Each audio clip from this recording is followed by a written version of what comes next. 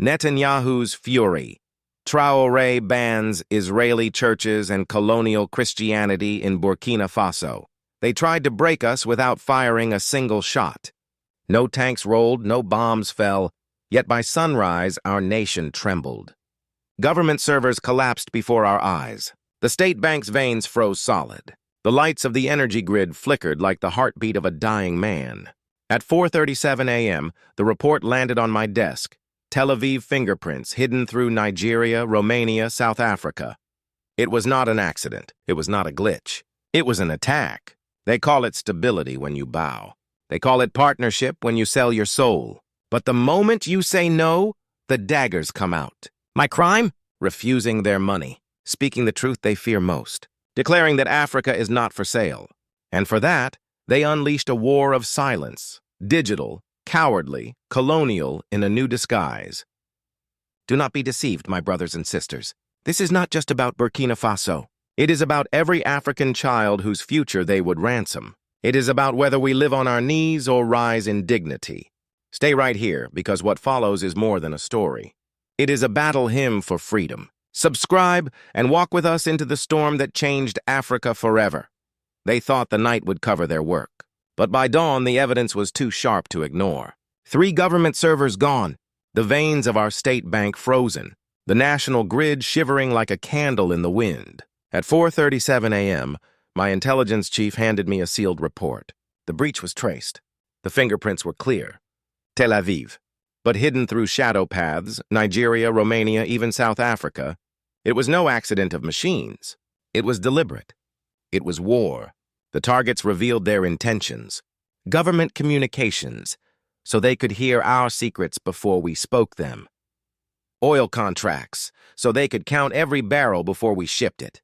Satellite surveillance nodes, so they could see our land even before our people walked it. They did not capture the core. They did not paralyze the nation, but they showed their hand. Retaliation, cold, silent, and unmistakable. Why retaliate? Not for weapons, not for soldiers on a border. It was for words, for the truth I had spoken only days before. I had said no to their money. I had said no to their contracts. And most dangerous of all, I had said the word they dread like fire. I said freedom. That was my crime. The message arrived not just through servers, but through silence. 3 presidents I had spoken with only a week earlier vanished into shadows. One canceled a summit. Another withdrew from a shared project. A third released a statement, praising Israel's long-standing partnership with Africa. Their voices, once firm with courage, now rang hollow with fear. I understood then. The attack was not only against me. It was meant to isolate me, to frame me reckless, to declare to the world that Burkina Faso was unstable. But we were not unstable. We were unbought. And that is why they feared us. I told my advisors, this is not about contracts. This is about control. For years they had sown their web. Telecom towers fitted with their spyware. Agricultural drones mapping our gold fields under the guise of yield analysis. Military officers trained abroad only to return as their eyes and ears. And when we dared to say enough, they pressed the button on a system they had built over decades. We named it Operation ArcNet, a web of control stretched across the continent. From Senegal to South Africa, from microloans to satellites, their plan was simple. Control the infrastructure, and you control the country. And when they saw their plan faltering in Ouagadougou, they struck harder. My intelligence unit intercepted an encrypted back-channel message. Captain Traoré is advised to reconsider his position. Stability is not in his hands alone. We can protect friends or destabilize fools. I did not flinch. I had heard the same threats whispered in history, to Gaddafi, to Sankara, to Lumumba. The words changed, the accents changed, but the pattern never changed. Submit or be erased. Then, within hours, came the second wave. This one did not touch our servers. It targeted perception. At noon, CNN International ran the headline, Burkina Faso's erratic leadership threatens regional stability. An hour later, BBC Africa. Concerns grow over Captain Traoré's increasingly isolated stance. By evening, France 24. Experts warn of extremist infiltration in Burkina Faso government. 3 outlets, 3 headlines, 1 message. Coincidence? No, it was orchestration. This is the machinery of perception warfare. One headline cites another. The narrative multiplies, and by nightfall, the world believes the lie. That my government was unstable, that my people were in chaos, that my nation was radioactive. When my communications director placed the overnight analysis on my desk, I felt the full scope of what we faced. He said, "Sir, this is more than cyber attacks. They are rewriting how the world sees us. They are killing our partnerships before they can be born. It is economic warfare disguised as journalism. It is reputation assassination." And I knew he was right. This was no petty punishment. It was a warning to the entire continent. This is what happens when an African nation says no. But what they did not expect was this, that the very strike meant to isolate us would awaken us. That the very story meant to bury us would raise a fire in us. They thought silence would break us. Instead, it became the drumbeat for a louder voice. On the fourth day, they crossed the line that no soldier, no father, no leader should ever see crossed. Our ambassador in France called me in a trembling voice. He had received an unofficial visit. Not diplomats, not journalists, operatives. They placed photographs on his desk. His daughter at university in London. His wife shopping in Ouagadougou. His father bent in prayer at dawn. They smiled as they left a single sentence behind. "We hope Captain Traoré's family remains safe during these uncertain times." At that moment, rage colder than steel filled my chest. Cyberstrikes were one thing, media slander another. But dragging families into the fire, this was the cruelty of cowards. I walked the corridors of my compound that night, remembering how Gaddafi was isolated before he was bombed, how Lumumba was silenced before he was slain, how Sankara was betrayed in this very land. The pattern was ancient: isolation, destabilization, elimination. Would we repeat it, or would we break it? By dawn, I had my answer. I picked up the secure line. No bureaucrats, no protocol. I called each leader of the economic community of West African states myself, one by one. "Brother, sister, we must meet." Not tomorrow. Not next week. Today. Within 48 hours, 14 heads of state walked into a conference room in Ouagadougou. Some arrived with suspicion, some with fear, all with questions. For 7 hours, the debate raged. Was this overreaction? Should we seek quiet diplomacy? Would we not invite economic ruin by resisting? Then the testimonies began to flow. Chad's president spoke first. "Last month, when we questioned mining contracts, our projects froze. Financing evaporated overnight." Nigeria's delegate added, "When we refused their free upgrade for our communications, suddenly our satellites faltered." Ghana's leader confessed, "We wanted to train our own cyber teams." The next week, our brightest engineers received foreign job offers, 10 times their salary. Piece by piece, the puzzle assembled. What seemed isolated was, in fact, a continental strategy. Every nation touched, every leader pressured, every sovereignty bartered for control. And when the truth was fully laid bare, silence filled the room. That evening, history turned. 14 nations agreed on something unseen since the age of independence: a coordinated stand. Together, we announced the African Digital Sovereignty Initiative. Its pillars were clear: develop indigenous technological capabilities, establish joint cyber defense protocols, share intelligence on foreign interference, and most importantly, pledge mutual support for any member attacked for choosing independence. The Western press reacted within hours. African leaders embraced dangerous isolationism, authoritarian drift in West Africa. Security fears rise as partnerships collapse. Their words were meant to shame us. But this time, our leaders did not scramble to apologize. They did not run to microphones to reassure the West. They stayed quiet. And they kept building. For the first time in decades, the threat of isolation lost its power. Because when 14 nations declared "isolate us all," the bluff collapsed. You cannot exile half a continent without exiling yourself. You cannot blacklist unity. And as the ink dried on our declaration, I remembered the elders who had prayed for this day. I felt the ground beneath me tremble, not with fear, but with the birth of something new. It was not yet victory, but it was defiance given form. At that moment, I told my people, this is more than a policy. This is Liberation Gospel Africa, written not in hymns, but in firewalls and fiber optics. The sermon of our age is sovereignty. The room erupted in agreement. Old voices shook with new courage. Young aides whispered to each other, "We have crossed the Rubicon." And I knew. What began as an attempt to break Burkina Faso was now awakening the whole continent. The declaration in Ouagadougou was not ink on paper alone. Within a single month, the impact began to ripple through daily life.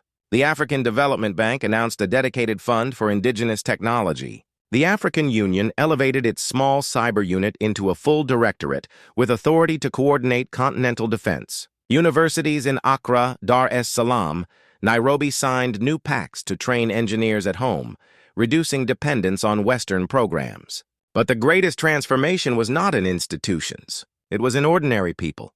For the first time, Africans held in their hands devices powered by their own innovation. Instead of WhatsApp, families sent encrypted messages through Afrit, hosted on African servers governed by African privacy laws. Instead of surrendering data to Facebook, communities gathered on Ubuntu Social, a platform designed not to addict, but to connect. Governments shifted critical data away from foreign cloud giants to the Continental Cloud Consortium, data centers run by African technicians, powered by African renewable energy, defended by African cyber shields. Every dollar once shipped abroad for digital services now circulated in local economies. Young coders found jobs not in California but in Lagos and Kigali. Farmers accessed weather data without foreign filters. Small businesses traded securely across borders without fearing unseen eyes. For the first time in generations, technology served African interests rather than extracting African wealth. And then came the deeper shift, the psychology of a people. I remember a quiet evening with my nephew, 15 years old, bright eyes fixed on his tablet. He looked up and asked, "Uncle, why do Americans still use such outdated systems? Their internet is so slow compared to ours, and their privacy laws are terrible. Why have they not upgraded to African standards?" His innocence struck me harder than any report. In his world, African superiority was not a dream. It was normal. This reversal was revolutionary. For decades, African children had been taught to look outward for excellence. Now they pitied foreign backwardness.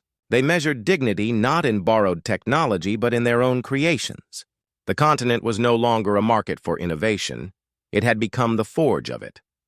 Of course, the path was not without tension. Economists warned of retaliation. Traders feared markets would close. Some elders whispered that silence might be safer. But when they saw their grandchildren using Afrit with pride, when they witnessed local engineers safeguarding national grids, they understood. The old fear was breaking. And in the midst of this transformation, a sermon echoed, not from pulpits alone, but from code and circuitry. It was a message older than the internet, older than colonization itself, that truth cannot be bought and dignity cannot be outsourced. Some called it economics. Others called it security. But many of us recognized it as moral warfare. As one elder preacher put it, this is Christ against colonial Christianity, the cross against the whip, the gospel against chains hidden in wires. That language resonated across our people, especially the elders who had prayed through decades of struggle. They saw continuity between the struggle for land, for faith, for freedom, and now for digital sovereignty. The change was visible in the streets.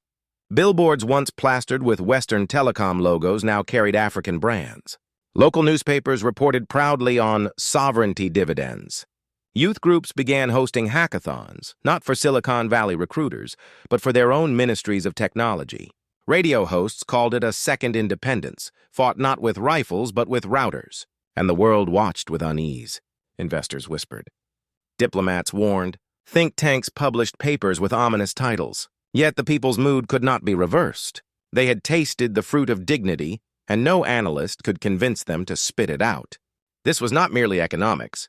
It was theology of freedom. It was politics of pride. It was technology turned into testimony. And so I looked at my people. Elderly market women using Afrit to check grain prices, children on Ubuntu Social sharing their poems, young soldiers guarding not just borders but bandwidth. And I knew we were living the first fruits of sovereignty. The question that lingered was not whether we could survive. It was how far we could go. Could this solidarity hold under pressure? Could economies thrive when the West withheld its hand? Could faith and fire sustain us when the storm returned? 6 months after the first strikes, a message arrived not with threats but with offers. Senior Israeli officials suggested a reset, proposing quiet meetings in Switzerland or a discreet African capital. Their tone had shifted. Gone were the ultimatums. Now they spoke of mutual concerns, of shared stability, of partnership. It was a language not of domination but of negotiation. Why the change? Because the strategy of isolation had failed. 14 nations had declared solidarity. 1 month later, that solidarity became 22. The bluff was broken. You cannot exile a continent without exiling yourself. Western think tanks scrambled to control the narrative. Papers appeared warning of digital balkanization. Policy briefs cautioned of dangerous technological nationalism. Academic voices insisted that African nations lacked the capacity for sustained independence. Yet their tone betrayed something deeper: fear. For decades, Africa had been the testing ground. Now it was setting the standard. The United States watched with unease. In Washington, hearings echoed with the voices of tech executives warning about fragmentation of global connectivity. Yet behind closed doors, American contractors whispered another story. Some former NSA operatives came forward, disillusioned with cyber imperialism, offering discreet advice to African partners. They had seen the machinery from within, and they knew its dangers. Europe's reaction was equally split. Governments issued formal statements of concern. But European hackers, privacy advocates, and engineers began to quietly admire and even assist Africa's stand. For them, digital sovereignty was not only an African issue, it was a human one. Israel itself launched a counter-offensive of words. Reports circulated accusing Africa of opening doors to Iran. Commentaries hinted at Chinese manipulation behind the sovereignty push. Leaks suggested authoritarian drift. But beneath the smoke, one fact glimmered clear. The power balance was shifting. No longer could Tel Aviv dictate terms. No longer could headlines alone control perception. Trade delegations began arriving in African capitals with different language. No longer exclusive access. Instead, joint ventures. No longer security packages. Instead, technology transfer. For the first time, they recognized that the continent they once treated as a client was now a partner, one with bargaining power. It was a strange sight, watching the same hands that once clenched in threats now extend in offers. But I knew better than to trust appearances. Negotiation is only respect dressed in strategy. Still, the fact remained. The world could no longer ignore what had been born in Ouagadougou. And as we prepared for the next phase, I could not shake a question. If code and contracts could be turned into chains, could they not also be turned into weapons of liberation? 1 year after the first assault, an unexpected message arrived. Not from governments, not from generals, but from engineers. They called themselves Israeli Engineers for Digital Justice. Their confession was plain. We built the systems used against your nations. We apologize, and we will help dismantle them. Attached were 23 detailed maps, backdoors in banking systems, vulnerabilities in government networks, secret access points in telecom towers. Alongside them came something even more valuable: countermeasures, code designed to close the wounds they themselves had opened. Shared swiftly with our partners, the files transformed our defenses. Within months, decades of foreign surveillance were purged from African systems. Communications became secure. Banking hardened. Data flows liberated. For the first time since the birth of the Internet, an entire continent stood digitally free. But freedom is never final. It is a road, not a resting place. New risks loom. Economic retaliation from global markets, propaganda wars branding us rogues, covert attempts to divide us with promises and threats. Yet opportunity gleams just as bright. Continental standards for privacy, indigenous supply chains from silicon to satellites, a generation of youth building not for Silicon Valley but for Lusaka, Lagos, Kigali. The future rests on choices. Will we keep walking together or drift back into dependency? Will we fear their markets or build our own? Will we let the old whispers of submission guide us, or will we hold to the covenant of dignity that began with those servers going dark? For my elders listening, you know the weight of this moment. You carried memories of Sankara, Lumumba, Nkrumah. You buried sons and daughters who dreamed of independence unfinished. Now the choice stands before us again, not with rifles, but with routers, not in trenches, but in code. I tell you this, The age when one nation could be broken alone is ending. If we remain together, no power on earth can isolate us. If we claim our dignity, no hand can chain us again. The question is simple but eternal. If stability once meant submission, what shall dignity demand of us tomorrow?